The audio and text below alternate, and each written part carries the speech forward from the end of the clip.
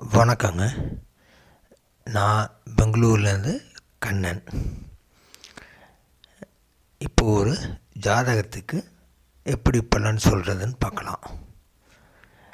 ஒரு ஜாதகத்தில் தசா புத்தி நடத்தும் கிரகங்கள் எப்படி செயல்படும் அப்படிங்கிறதையும் பார்க்கலாம். இந்த ஸ்க்ரீனில் தெரியுது இல்லையா, இந்த ஜாதகத்துக்கு இப்போ நடக்கிற திசை சந்திரன் திசை, ராகுவோட புத்தி. சந்திரன் 8ல் இருக்கார், ராகு 12ல் இருக்கார். 8ம் 12ம் வெளியூர், வெளிமாநிலம், வெளிநாடுகளையும் குறிக்கும். அதே நேரத்தில் குடும்பத்தை விட்டு பிரிஞ்சு இருக்கிறதையும் காட்டும். உள்ளூரில் இருந்தாங்கன்னா இவங்களுக்கு வருமான பிரச்சனை இருக்கும், வருமானத்தில் ஒரு பிரச்சனை இருக்கும். ஆனால் இவர் வெளிநாட்டில் இருக்கார். அதே மாதிரி இவர் குடும்பம் பிரிஞ்சு இருக்கிறதுனா குடும்பம் இங்கே இருக்குது, அவர் வெளிநாட்டில் இருக்கார். இவருடைய கேள்வி என்னென்னா, குடும்பத்தை வெளிநாட்டுக்கு அழைச்சிக்கலாமா, இல்லை இவர் ஊருக்கு திரும்பிடலாமா, இதுதான் கேட்டார்.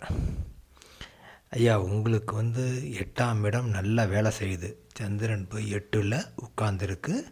அந்த 8க்கு 11ஆம் அதிபதி அப்படிங்கிற புதனோட சாரத்தில் இருக்குது, நல்லா வேலை செய்யுது. அதனால் சந்திரன் திசை முடியும் வரைக்கும் நீங்கள் வெளிநாட்டில் இருங்க. அதே மாதிரி அங்கே கொஞ்சம் நல்லா சம்பாதிக்கவும் முடியும், சம்பாதிங்க, 4 காசு சேருங்க, கொஞ்சம் கடன் வச்சுருப்பீங்க அதையும் அடைங்க அப்படின்னு சொல்லியாச்சு. சந்திரன் தேசம் முடிகிற வரைக்கும் குடும்பத்தை விட்டும் பிரிஞ்சே இருங்க. குடும்பத்தை இங்கே அழைச்சிட்டு வந்துடலாமா, அப்படியெல்லாம் யோசிக்க வேண்டாம். அது ஒரு வகையில் உங்களுக்கும் நல்லதும் கூட. இங்கே வந்துட்டிங்கன்னா குடும்பம் ஒன்றா இருக்கும், எல்லாம் பொண்டாட்டி பிள்ளையோடு இருப்போம். ஆனால் உங்களுக்கு வருமானத்தில் பிரச்சனை வந்துடும், கடன் அதிகமாகிடும். அதனால் வெளிநாட்டில் இருங்க, குடும்பம் இங்கே இருக்கட்டும். இங்கே வந்த பின்னாடி சப்போஸ் இப்போ நீங்கள் இங்கே வந்துட்டிங்கன்னா, இங்கே வந்த பின்னாடி வெளிநாட்டிலே இருந்திருக்கலாமே அப்படின்னு தோண வச்சிடும். அதனால் நீங்கள் வெளிநாட்டில் இருங்க அப்படின்னு சொல்லியாச்சு.